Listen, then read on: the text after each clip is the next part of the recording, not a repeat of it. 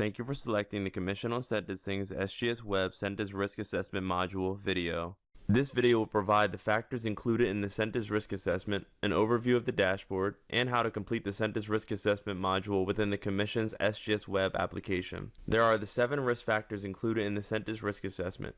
The variables are obtained from the Administrative Office of Pennsylvania Courts data, or Commission data, and determined to be statistically significant in relation to the risk of recidivism.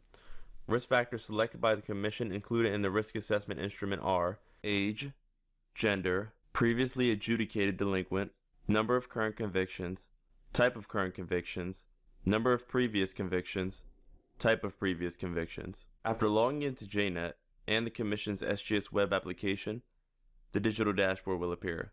To search for an existing case, click on the Judicial Proceedings tab on the left-hand navigation bar, select specific search criteria, and click on the search button.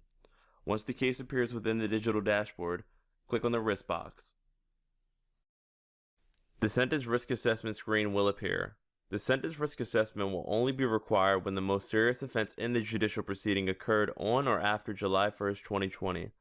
If a DUI is the most serious offense in the judicial proceeding, the Sentence Risk Assessment will not be required.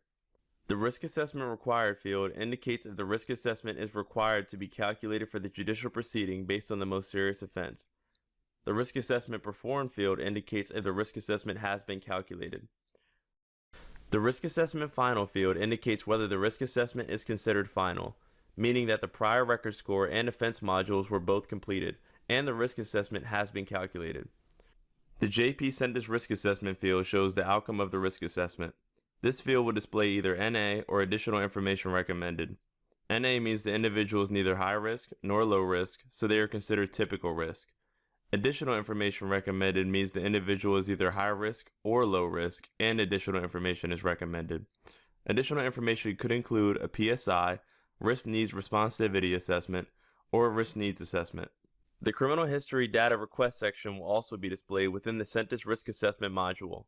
It provides the user visibility into the status of criminal history requests sent to AOPC.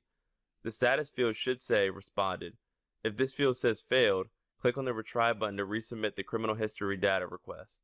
Then click on the Refresh button to see the changes in the status field. The JP Sentence Risk Assessment information will now be included within the guideline form. For additional SGS Web related information, please visit the Commission's website at pasentencing.us. From the homepage, select SGS Web. Under the drop-down menu, select SGS Web Help Desk to obtain the Help Desk information, or select SGS Web Documentation for a list of SGS Web related references. To submit a request to the Help Desk, click on the SGS Web Help Desk portal button. Thank you for watching, and have a nice day.